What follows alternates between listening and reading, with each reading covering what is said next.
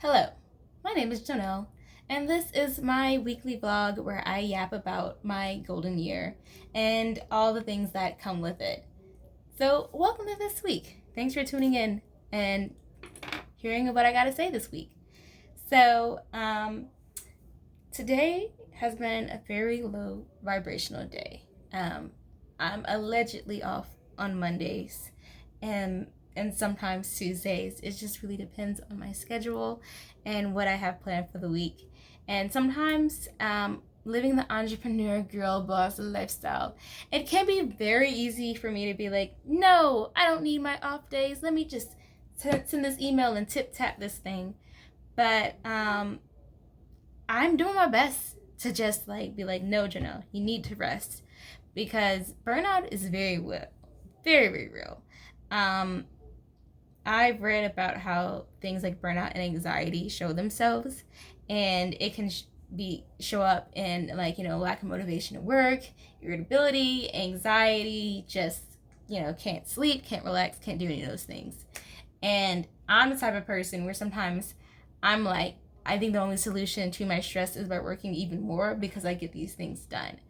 But then I have to talk to myself very nicely and say, no, Jonelle, your rest is essential because if you feel burnt out and if you feel tired and you just keep trying to work through it, you're just going to feel worse. So I spent my off day somewhat relaxing. I'm a type of person where I always feel like there can be more cleaning to do. I got that from my grandmother, who used to wake me up on Saturday mornings and somewhat imply that I was lazy because I wasn't up oiling the furniture and cleaning the blinds and washing the baseboards. All of those things of which I'm like, why would we do this so often? Like now as an adult with my own house, I understand the importance of washing the baseboards and the blinds, but every month, no, I don't need to do that all the time. But I think that is a part of why I personally have come to sort of equate not doing anything with being lazy and just being seen as less than or unproductive when I've been doing a lot of producing. I do deserve rest. I do deserve to sit around the house and watch One Piece and all of those things. But I did get some really good housework done, and I'm proud of myself. Even though I probably won't do that again for another 3 months, I did it. I did it. And I'm slowly regaining my energy. I'm also just looking forward to next week because I'm essentially gonna sprint this week. This week I have to update the ticket links for Craft and Comedy. So we got our next few dates for Black Girl ATL, which you guys are gonna love. You guys are gonna be so excited. I even got the crafts planned out, so stay on the lookout for that this week. And then I'm also launching a huge fundraising campaign with my job.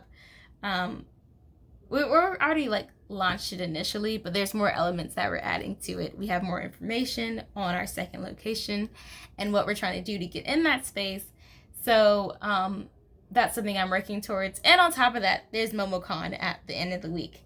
And I love MomoCon, but I am also going to be exhausted because we have a vendor table and I also have 2 panels that are back to back. And the thing about the vendor hall tables, they are 9 hours on Saturday and Sunday, and I don't mind being at the vendor tables, really. I usually have my snacks, I make friends with my neighbors, we're gonna have a raffle reel so people can they can win all these cool things. It's just a lot to think about because with cons, people want to meet up, there's other panels you want to go to, so just making sure that I swap out with my volunteers and that my panels go okay. I am a little anxious about them, but I just did a run through of one of my panels that you guys are gonna love. So the first one is on how to be a fly NPC, and the reason why I made that was because I'm a type of person who has an existential crisis every day, essentially. People are letting Joe know it's 10 a.m. Why are you questioning your existence? And I'm like, it's because I can. Like, why are we here? What are we doing here? Am I that important? Like, just constant nihilism, existentialism, all those things. So to cope with that as an adult, I just call myself an NPC at times. And to me, it's helpful because I no longer have the responsibility of being the main character and advancing the plot for everybody. Like when I meet new people or when I see my friends and things like that, I like to have my interaction with them, and then they go on their life and I go on my life, and it's fine. Nobody's mad at anybody. I'm not responsible for the rest of their day or their main mission. Like if their mission is to I don't know, save Princess Peach, I am merely but Toad. I'm just gonna be like, hey Mario, that's cool. Go save Princess Peach. I'm just gonna be at Toad Kingdom chilling, and that's comforting. And Toad has his own missions, his own purpose. But right now it's Mario's story, and I don't gotta worry about what Mario got going on, because I'm Toad. And so I'm just gonna take that as a panel, like, to explore that more, being like an NPC. Like, I'm embracing that lifestyle, and I want others to as well. And also, like, the fly aspect comes from, I will not be the main character in everybody's story, but best believe I'll be so interesting. People gotta come up to me and be like, "Why are you dressed like that?" Or "You're so interesting. I gotta talk to you." So that's a part of the NPC, the fly NPC lifestyle, is being dressed so well that people just come up and talk to you, strike up a conversation. Like even my hair right now. There's an actual name for this hairstyle. I call them cow tails because they're like the little tails of a cow, but there's an actual word for them. Because my hair looks so interesting and I'm just chilling. People are like, what is her story? Why is her hair like that? That's another thing. Like, speaking of hair, like, so I dyed my hair about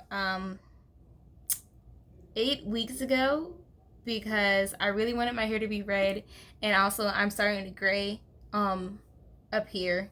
And I was like, instead of sitting around and waiting for my hair to get gray, how about I just dye it and worry about it later? But it's like I said, it's been 8 weeks, and look how much new growth. And like, I don't want to be that person who keeps retouching my hair because I don't want it to be fried. But it's like, dang, hair, give me a break. Like, my hair has been growing so fast. I don't know what it is. I don't know if it's the water. I don't know if it's the multivitamins. Like, my hair has been growing. I cut my hair in August of 2022. Short. My hair was short. Like, could not twist it. Couldn't do any of that. Just finger coils. Okay? And this hair is back. Like, it's almost longer than what it was when I actually first went natural back in 2013. I went natural. I guess I can tell my story because, as black girls, they'd be like, my hair would have been this long. My mom had permed my hair in the 5th grade.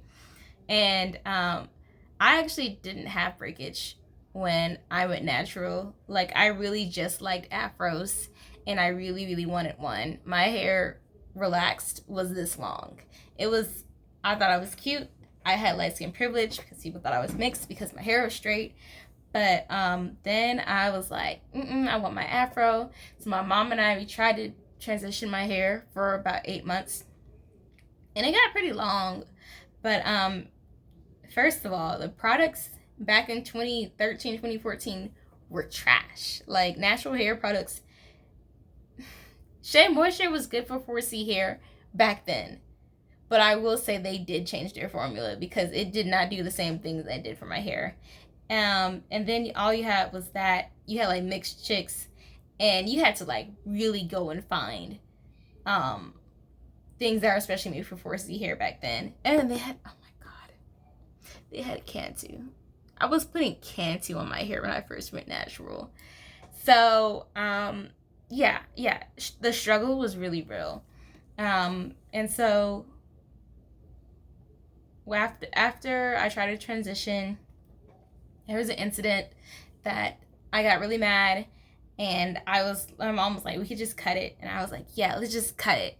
So we cut off the part that was relaxed, and like my parents cut my hair together. Like my mom, she used the scissors to cut off the straight part, and then my dad used a razor to like just shape it up. My hair was shaped up right before 10th grade started, and then what happened was my grandma she said she didn't like how my hair was shaped. Like, she said that I looked like a lesbian. And I was like, what does that even mean? Because I didn't know lesbians. I was like a kid. But my grandma was like, I'll fix it for you. And I was just so tired of people telling me what I should and shouldn't be doing with my hair. So I said, okay, fine. Fix it. It was so broken. My grandma gave me a super big chop. Like, my hair was like this. And I was going into sophomore year of high school in a time where going natural wasn't cool. It was like it was not, okay? And if you went natural, you transitioned and you had a big twist out. You had, like, that's back when they had that dumb concept like wash day. I think wash day is a really dumb concept, and I'm so glad we moved beyond that. Because, like, me, today was wash day, and I washed my hair in an hour. I did my cowtails because I didn't feel like doing a twist out because I was tired. But, like, for me, it takes me like 30 minutes to do twists. Like, just 2 strands, like 30 minutes. So maybe about 30 minutes washing and shampooing, and then another 30 twisting. But there used to be a time where they were like, no, you had to cancel your plans, cancel your dates, cancel your whole life because it was wash day. And that was a truly asinine and archaic time in natural hair history. So back to me with my big chop. All I could do was wear a TWA in my first semester of my sophomore year of high school. And people made fun of me a lot. And my mom kept trying to, like, put a flat iron to my hair every chance she got, because she was like, oh, let's just see how long it is. Let's just, put a flat iron on it. Like, people back then still don't understand my ultimate goal was for me to just wear my 4C afro. That's all I want. I didn't really want the twist outs and the bantu knots. I just want to wear my 4C afro. So, I also got made fun of in school for my hair because, it was, like I said, it was not cool. I grew up in a school that didn't really, like, embrace, like, natural hair, like I said, unless it was long and loose. And when you come back from the summer, everybody has, like, their braids in from the summer. And so my hair wasn't even long enough for braids. And honestly, I'm allergic to weave. I feel like I said in the last episode, I'm allergic to weave. So me trying to put braids in my hair just to look like everybody else, it just was not my thing. Eventually, my hair grew out, and when I went to college, I was more in control of what I put in my hair, and I was getting better at manipulating it. I still, like, blow dried my hair pretty much every time I did it. And I don't really think I had heat damage, but it's like there was always a point where my hair just got yuck, and I would cut it.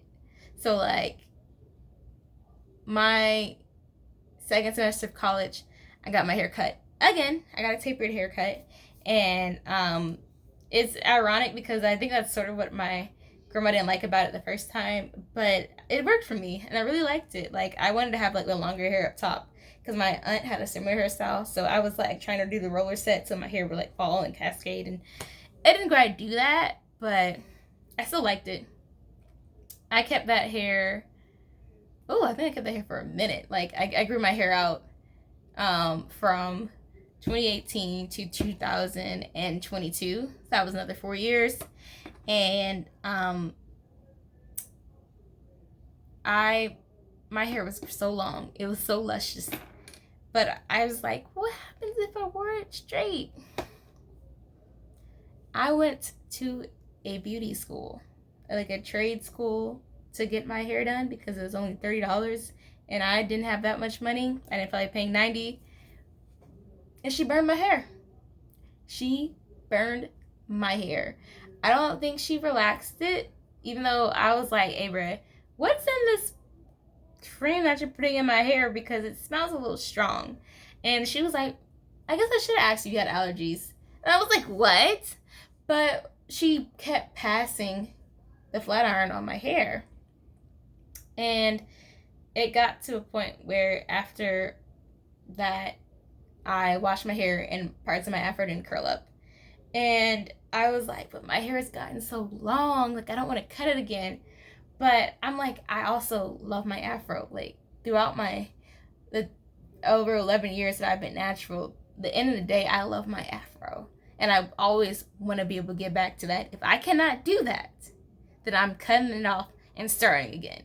So eventually I cut it off in August of 2022, because I was like, look, girl, you can't keep wearing this afro with like, and it was like very small parts, but you know your fro.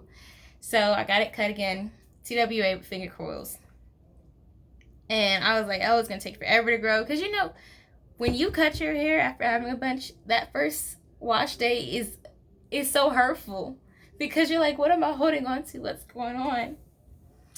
And baby, let me tell you, I don't know what happened this go round with my hair. Like, I don't think my hair grew slow to begin with, but it seemed like it always had like a breaking point, or it just would get unhealthy after a certain point. With this go round, like, it literally was not up until this past week where I wore my afro out too long and didn't protect it to where I felt like a little yuck, I guess.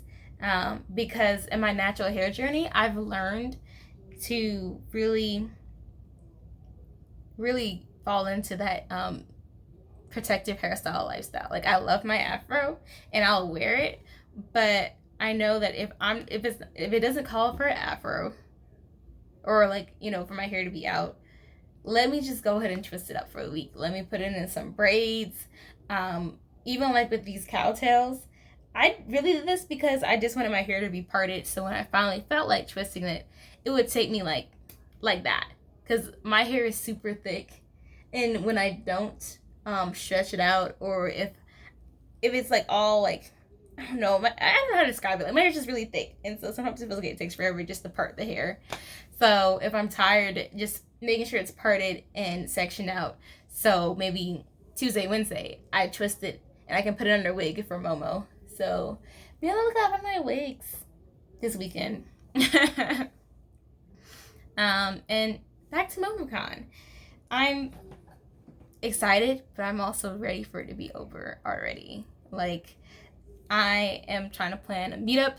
I'm trying to work on these panels.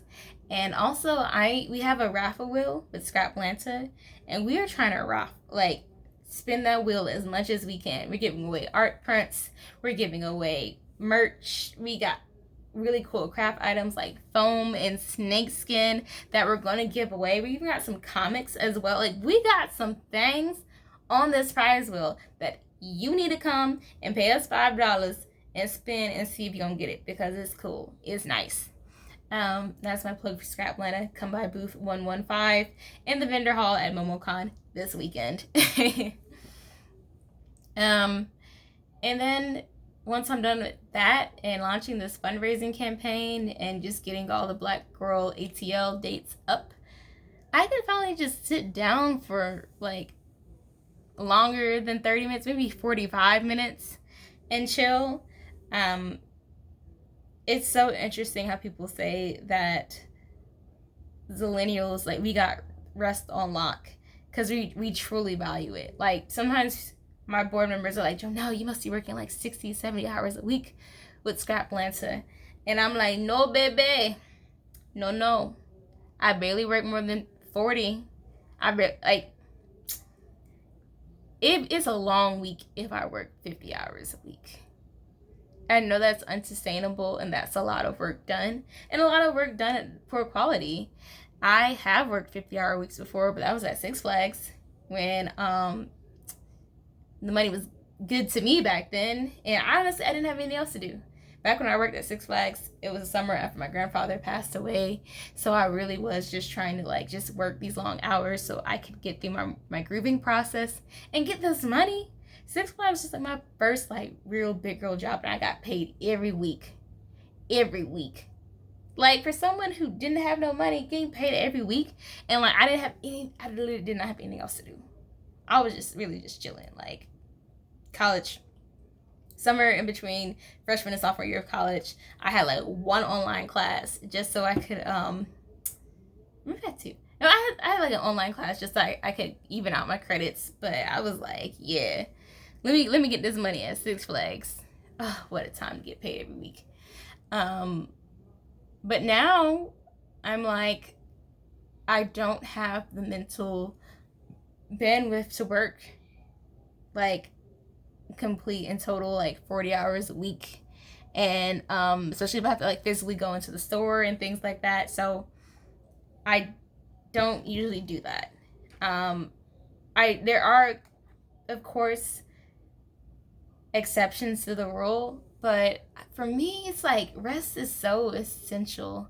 And I am the type of person where at the end of the day I just close my laptop and I walk away and I come back to it the next day. And you know, people are like, oh, you're at the top, you should be on it all 24/7. Don't let anybody tell you need to work this job till you die. Like, no, I don't believe in that at all. I believe in rest, reflection, and just getting my life together. Okay, sorry, I'm just looking at my notes because I'm like, did I say everything I want to say? Actually, this time I did, yeah. So you guys, you get some rest just like I will. Next Monday, my video will probably be uploaded very late. It'll be right after MomoCon, after we pack things up. I might even wait till Tuesday to upload because last Momo, oh my god, y'all, we packed up that table. I dropped my little cousin off at her daddy's house. I went home. I ordered 4 tacos from Taco Bell on Uber Eats, and I sat in my bed and watched 1,000 Pound Sisters till I fell asleep after MomoCon because I was that darn tired.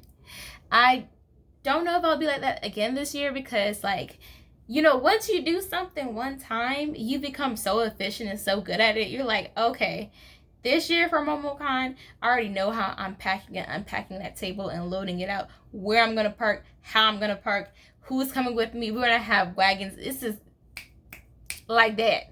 So then next year when I'm back at MomoCon, it will be like even like 100 times more efficient than it was this year.